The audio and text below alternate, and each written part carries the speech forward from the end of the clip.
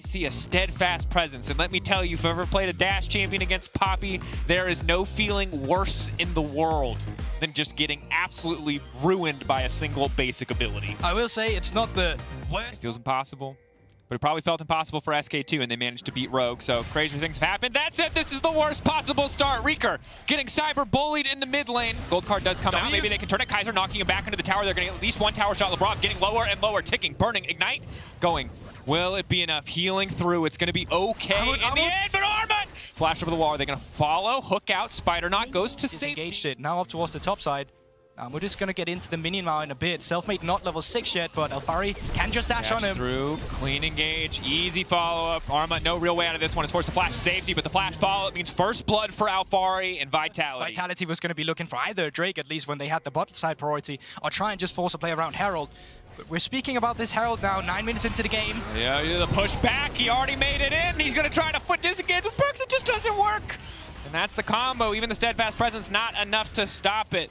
Oh, missed the timing of it. Didn't stop the initial Luna rush from Selfmade, and now Labrov going on to Armut. No flash. Caught out. No flash means that is one dead prehistoric Yordle. Is that what he is? Prehistoric Yordle. He is a prehistoric Yordle. I do believe he was frozen up. The side of Vitality, his Perks is also recalling. Don't have enough members on the map, but we'll see what they can do when they do return to their respective lanes. And this is very interesting because usually Mad Lions, they just not really find their footing to ever play for the Jinx then. And you just can't afford to fall that far behind. Jinx hasn't even completed an item. Yes, she has a coal, so once she completes that, it's going to be a lot of extra gold in her pocket. We'll be able to move through, but the sheer amount of burst damage, further and further far behind you fall, the more your execution has to be flawless to stop these fights from coming through. Kaiser on the top side. 3v3. Elyo coming in and looking to change it, but a wind wall to interrupt a little bit of follow-up there. Lebrov now going to be the headbutt pulverized combo. Hyper ticking. Elyo now chasing through. Phase Rush has been procced. He's zooming in, he's zooming out, but he goes gold, and that's the stopwatch. Armut now going in, but it's immediately going to be the turn. Two members ulted up with the combo, but not quite enough to finish the job. Perks getting isolated, Perks getting picked apart. That's the big gnar coming in from Armut, and Vitality biting off more than they can chew and having it turned against them. And that's some of the ego plays we sometimes see from Vitality, quite frankly. It's a 3 versus 4 situation. Alfari's pushing down on the flash. It gave you some extra breathing room. And now Kaiser, we talked about a pick, we talked about you can go for some of it. I don't know if Labrov's the one you want to go for, but here's Elyoya around as well. Rika joining the fight. Aftershock trade for Aftershock, but immediately the CC, it's just too much. That's the execute with the Jinx rocket, but now Karzi is stepping forward. Alfari moving in. That TP ultimately going to feel a little bit wasted because Gnar is pushing in on the bottom side, and Alfari can't get anything done in the mid lane. And that's what we talked about, Kill going over to Unforgiven, exactly what you wanted from Mad Lion's side, and you did it without even opting in for a team fight. Now it's a 5 versus 4 situation. Extra movement speed comes out from the rocket belt, leaping over the wall, take out Arma. One quick pick means this dragon should be an easy pickup for the side of Vitality. That said, Reeker, Kaiser, Unforgiven, Elyoya, 4 members strong of Mad in the area, and it looks like they are ready to contest. Alfari, a very strong Crocodile, but he cannot dash out of that steadfast presence. There's just so much CC. The feathers fly, but they will not be pulled back.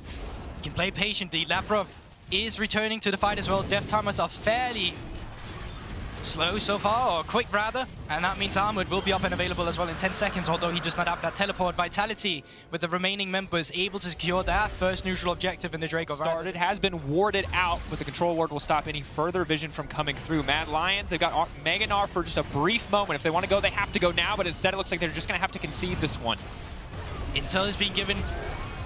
Knockback, support out of the fight, isolated. Reeker off to the side, chain CC onto the Rectin, knocked into the wall, but they don't really have a lot of follow-up damage. He's waiting, does he have the ultimate? No, he doesn't. Going over the wall, gold card comes out, but the wind wall from Perks. Hero play to keep his top laner alive, but it will cost him the 80 carry as Karzi is collapsed on. Again, the CC coming out left and right. Lebrov getting cut down. He cannot escape. Mad Lions on the hunt. They have picked apart Vitality, and they are tearing them to pieces. Selfmade cannot even fire back with enough damage to find a kill in return. Alfari ulting. He has enough fury to get some health back, but there's just too much CC. He can't push a button, Goldbark. And Vitality in the mid-game once again. They have that scaling aspect. You have the peel for Unforgiven as well. And now, Rika. Gold card, rapid fire cannons there as well. Easy setup, but immediately denied there by the wind wall for now. Instead, Lebrov is going to be the focus here. No third Q stacked up quite yet. A bit of a slower fight. Again, Mad Lions want to lock down and isolate a single member. They don't really have enough damage right yet to win an entire team fight straight up. else. Jinx, of course, gets a lot of time to auto-attack, but that's going to be the ultimate, but it stops, but the feathers have come out. They can get pulled back here immediately to try to get a little bit more CC. Alfari trying to lock up Arma. Perk's now going into the middle. He's going to find two, and now Unforgiven's in trouble. He's leaping right back out. He knows when he's overstayed his welcome. He's got the tornado. He's got the wind wall. It's clean play from Perks, but it's just not enough. Unforgiven with the double kill. Mad Lions in control on the top side of the map.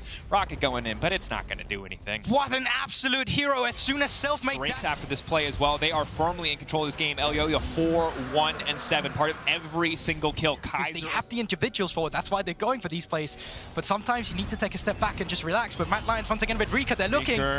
They just rinse and repeat. There's so much CC. The wind wall will not stop the Everfrost. Selfmade goes into the wall. Maybe they can try and turn it, but it's the front line. They just cannot kill the front line. Alfari trying to disrupt the back line, but he's immediately exhausted. Gale Force back out to safety. Vitality are getting picked to pieces. They're out of cooldowns. Karzi's now in trouble. One more headbutt. Pulverize into the Gnar. Selfmade trying to make a hero play on the backside, but he's just going to get chipped away at. Vitality again and again in these exchanges. It seems like they may have found an opportunity, but every time Mad Lions managed to make it work. TP now coming in. Elyoyo pushing them back. Reeker going golden just in time. Elyoyo stepping out, perfectly spacing away from the Yasuo. And Perks just can't get anything done.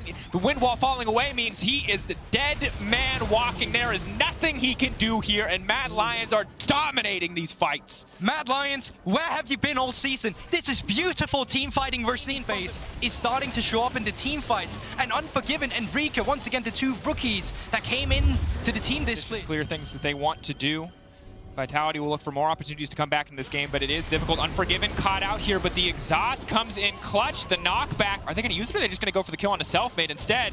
Just lets the ulti fade away. They're going to take him down, and again, you get caught out as a single member. I thought it was Mad who had to be worried about getting caught out against Yasuo. No. The amount of CC on this team means you don't get to play League of Legends. You thought Morgana binding was long. You have not played against Poppy, Alistar, Mega Gnar, TF. It's really just a CC train, and you know what's really concerning is the lack of Mercury treads we're seeing on Vitality right now. We're seeing one, and it's on Laprov. And it just goes to show that Vitality, they really did not expect the amount of CC they're going to be facing when they were playing up against Mad Lions. 27 minutes into the game, Mad Lions break. Ever possible perfect wombo combo for Vitality, but as Mad Lions have denied it every single time, outside of one of those. Getting Perks ahead, and then when you have to play into the composition, 5 versus 5, it's just not going to work out as well. You see the amount of disengage we're getting, and beautiful 3 members getting knocked away. Isolation. Oh, you're tanking the tower, though. Very tanky again. Got the crit damage reduction coming in from the Randuins. We've already seen in a 5v5 setting, the disengage from Mad Lions is just too good. Vitality is having such a struggle team fighting into it, and Rika, there he goes again. Gold card comes out, but it's a little bit too late, or rather, wind wall comes out, but that's going to be the lock-up on Unforgiven onto the backside. He has every cooldown, no demand, but it's not enough. The Gale Force, the flash, but the tornado will finish it. That's a shutdown. That's big for Vitality. Karzi, a lot of space to work with. Reeker over the wall with the gold card. They're going to lock him up. Arma, the ulti, where's it going to go? Knocking away, looking to disengage. He's going to commit. He's going to go in for the kill. He's going to take down Karzi. Mad Lions are simply too far ahead. Vitality thought they had found an opportunity, maybe the healing from Alfari, but no, again, the CC train is here, and it's running all the way to the station. Arma on a rampage. Mad Lions dominate again. But that proverbial window of opportunity has most certainly closed. This Baron should be the death of Vitality.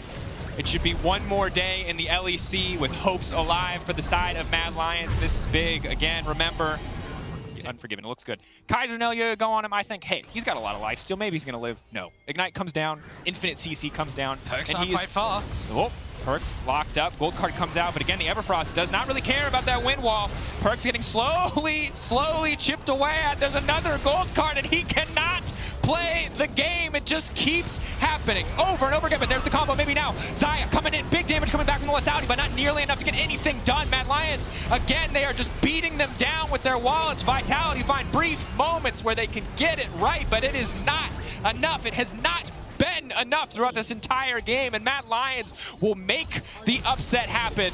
They will take down Vitality, and they will keep their playoff hopes alive for another day.